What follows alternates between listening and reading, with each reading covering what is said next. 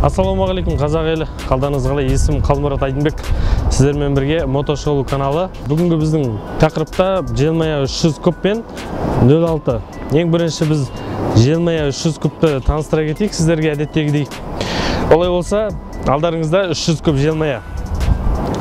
Ең бастысы дизайніне қарап өтейік. Көк светі бұл. Необычный свет деуге де болады. 300 куб радиатор масляный охлаждениемен болады. Мына жерінде радиатор орналасқан. Ең бірінші фишкасы, ең бірінші артықшылығын айтып жатырмын сіздерге. Алдыңғы доңғалағы 21-лік протекторлы, жаңағыдай жол талғамайды, протекторларын көріп тұрсыздар қаншалықты қалыңдықта екенін. Және де артқы доңғалағы бізде 18-лік болып келеді. Спис доңғалақтар. Мінекей қарап отырсаңыздар, доңғалақтардың размерін айтып өттім, протекторларын көріп тұрсыздар. Тауға, тасқа, құмға ешқандай бір кедергісіз жүреді деген ойдамын, өйткені протекторлар өте қалың. Дискілары, тормозы дисковый болады, алды артыда житкіспен болады. Бұл өте надежный және сенімді дейді. Барынша қазақша сөйлеуге тырысып жатырмын, оны ескере қойыңыздар. Алдыңғы вилкасы, өзімде үлкен вилка орнатылған бұл жерде. 06 мен бірдейлі болып келеді негізі. Түсі сары светте орналасқан. Алдыңғы жағында осындай тоқтарды жауып тұратын өзінің бір дизайн орнатылған. Мына жерге қарап отырсаңыздар болттармен. Алдыңғы крылосы пластмасс келген, бірақ бұл өте сынбайтын крылолар. Қарап отырсаңыздар майыса береді. Алда тоже пластмасспен поворотниктер орналасқан. Читогына келейік. Мінекей читогын көріп отырсаңыздар. Механикалық читок деп айтылады. Нейтралка жанып тұр. Қазіргі сәтте мен кілтті қостым. Нейтралка бұл жерде скорость көрсетіледі, және мына жерде фара жаңа шырағы, алыс жақынға түсетін шырақтары. Тахометрі 0-ден 14-ке дейін кеткен. Ал мына жерде скоросты 140 көрсетіп тұр, максимальный жаңағы километрі. Пробег 1 километр жүрілген, 800 метр. Бұл жерде кілті запасной жүреді, және запасной пультпен бұл автозаводы. Бізде оны кейінірек сіздерге айтып өтетін болам, және автозаводпен сіздердің көздеріңізше қыздырып қарайтын боламыз. Өзінің комплектациясында жүрілетін магнитофон орналасқан. Бұның бәрі комплектациясына кейін тоқтала кетейін, сіздердің уақыттарыңызды алмас үшін. Оң жағында, мына жағында газ, мына жақта стоп кнопкалары, бұл пульт дейді. Мына жерде бізде стартер, жаңағы запуск дейді ғой. Сол мына жағы алдыңғы тормоз болады. Житкісінің майы осы жерден айырып бастайсыздар, если алдыңғы тормоздың житкісі бітіп жатқан жағдайда. Үстінде 2 болт бар, осыны ашып арқылы. Мына жерде айнаның орны тұр, бірақ айна қазір салынбаған. Айна осы жерде орнатылады. Сол жағы ең астыңғы бөлшегінде бұл жерде бізде не орнатылған? Подсос орнатылған. Жаңағындай суық күндерінде бұл мотоциклді қыздыруға өзінің көмегі тиетін болады. Үстінде сигналы, мына жақта поворотник, оңға, солға, дальний, ближнийдің алыс және жақын шырақтарын қосып ажырату. Бұл бүкіл шырақтарды қосу деп не істеуге болады. Бізде келесі бак бізде 10 литр болып келеді. Бұл пластмасс деп айтылып жатады, бірақ қатты пластмасс. Бұл оңайшылықпен жығылған кезде жаңағыдай сынып кетуінің қаупі өте аз бұда, өйткені өте қалың істетілген. Бұл сыртқы жай ғана пластмастары, жаңа сыртқы өзінің дизайніне істелінген желмая деген жазумен Келесі бізде моторға көшейік. Ең басты бізде 300 кубтық мотор бәрімізге қызық болып тұрған шығар. 300 куб бұл жерде бізде цеп мотор болып келеді. Алдында балансировочный бал орнатылған, мінекей көріп отырсаңыздар. Радиатор масляный охлаждение. Бұның қызметі сіздерге айтып өте кетейін. Бұл жерде радиатор масляный охлаждение болғандықтан сіздерге көп кісі айтып жатады, артық бізге бұған май құямыз ба деген сияқты. Мотормен бұл жерде коробканың майы бір болады, соған артық май құямыз ба? Жоқ, бұл жерде тек 1 литрдің майы құйылады. Оны бұл жерде осы жерден құйылып, осы жерден регулировкасын тексере аласыздар. Және бұл артықшылығы осы масляный охлаждение радиатормен циркуляция жасап айланып, бұл суға деген өзінің қызметі өте зор болады. Бұның артықшылығы сол жерде. Және 300 кубтық моторды өзіңіз білесіздер, 250 кубтан қарағанда күші әлдеқайда көп болады. Сондықтан да радиатор қойылған, қызып кетпес үшін.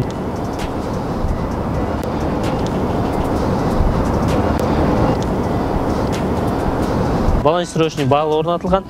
Бұл жерде аяққа күйіп қалмас үшін глушительдің үстіне осындай темір орнатылған екен. Бұл жерде кикстартер тағы орнатылған. Так, тормозы тоже мына жерде жидкіспен қарап отырсаңыздар өзінің механизмі. Бұл көп ұзақ уақыт жұмыс істеуге пайдасы көп және сенімді. Артқы тормоз осы аяқпен басылады, яғни оң жақ аяқпен басылады.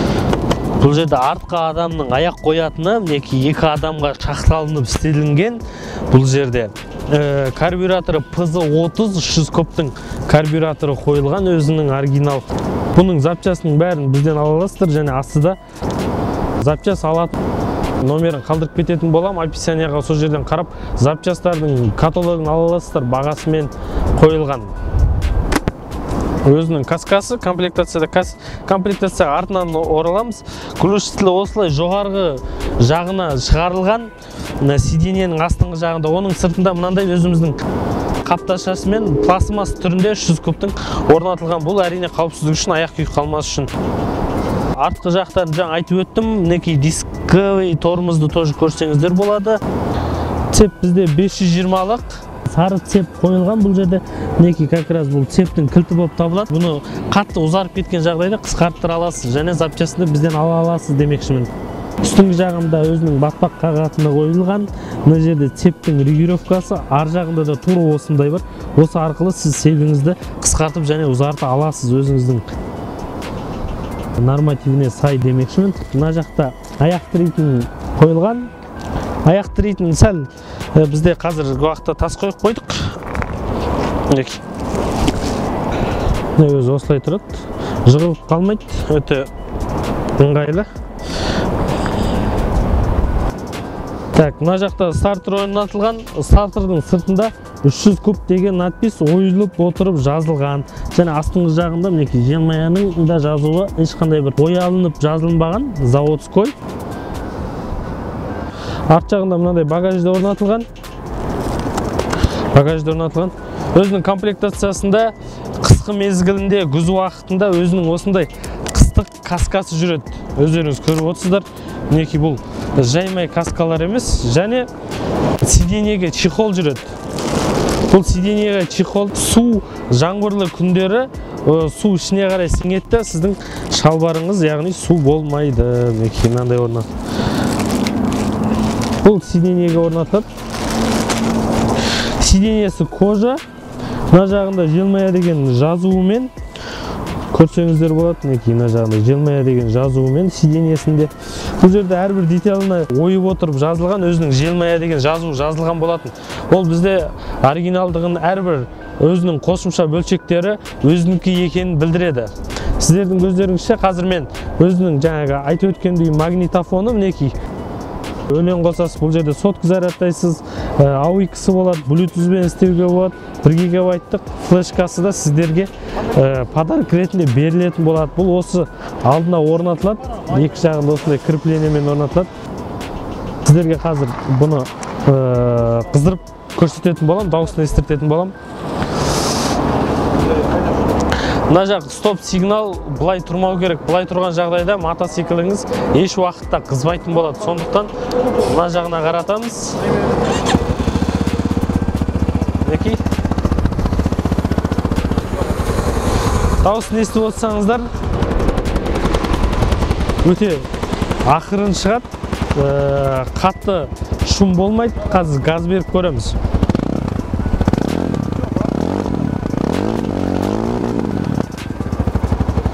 Мінекей, дауысын көріп отырсаңыздар.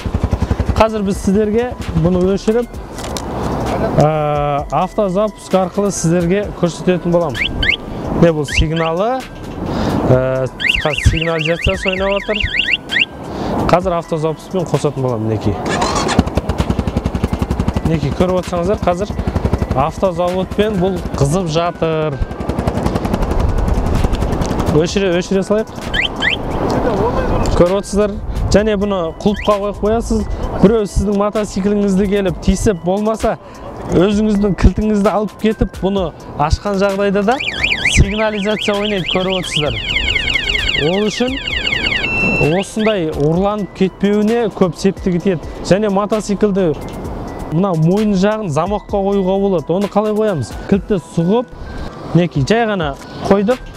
Мінекей, рөлі түзу бұрылмайды. Рөлі яғни замокқа түсіп қалды деген сөз. Бұны қайтадан өзіміздің кілтіміз арқылы орнына қоя аламыз.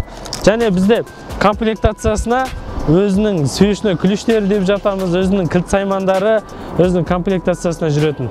Соны сіздерге көрсететін болам. Мына жерде орнатылған, бұның замогы өзіңізге қарай тартып, осылай аша аласыз. Мінекей. Бұл өзімен бірге келетін свечной ключі 10 және 8-дік кілттер, 12 және 14-дік кілттер. Бұның өзінің бір кішкентай тістеуі және отверткасы. Отверткасының екінші жағы да бұлайынан сұғылады. Комплектациясы осындай.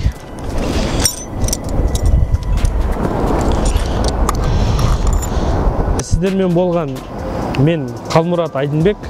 Бүгін бізде бұл бірінші шығарылым Желмая мен 06-ның екеуін салыстыру мақсатында. Бірақ шығарылым осымен бітеді. Желмая мен екінші шығарылым бұйыртса бір аптадан кейін болады. Шығарылымды күтіңіздер, қолдау білдіріңіздер, лайк басыңыздар, каналға тіркеліңіздер, достарыңызбен бөлісіңіздер. Және де көп уақыт жоқ болып кетуімнің себебі видеоға түсіретін адам жоқ, және көп білімді жетілдіру керек, мотоциклді танып білу керек, және де қарбалас жұмыстар болды. Комментарияға көп кісілердің пікірлері келіп жатады маған. Теріс пікірлер, дұрыс пікірлер, қолдау пікірлер бәрін түсініп қараймын, өйткені халық болғаннан кейін бәрі болады. Біреуге жаңағындай качество дейді, сапалы жүргізілген ұнайды, біреуге жаңағындай қаншалықты шамам келгенше мен түсіріп жатырмыз, мына жерде жігіттермен түсіріп жатырмыз. Бұл сіздер үшін профессиональный, жаңағындай кәдімгідей профессиональный адам емеспіз, біз жай ғана осы мотоциклмен айналысамыз, Қытайдан әкелеміз деген сияқты. Қарап отырсаңыздар, басқа елде орыс тілінде болсын, Қытай тілінде болсын, өздерінің продуктілеріне, халық алатын продукты, телефон болсын, бәріне шолу түсіріп жатады. Сондықтан мен өзімше бір қазақша жеткізгім кеп, ауыл шаруашылық жерлерін алып жатады осы мотоциклдерді малға, қырға, степке, поляға деген сияқты. Сондықтан қазақша жеткізіп, қысқада нұсқа болсын, сіздерге пайдасы болар деген үмітпен осыны түсіріп отырмын. Сондықтан көптеріңіз айтасыздар, жаңағындай көп дауысың дұрыс шықпайды, болмаса сен көп нәрсесін білмейсің деген сияқты.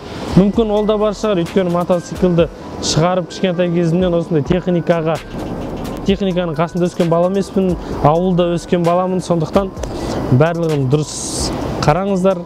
Сіздермен бірге мен Қалмұрат Айдынбек. Қолдауларыңыз үшін рахмет. Келесі шығарылымға дейін аман сау болайық ағайын.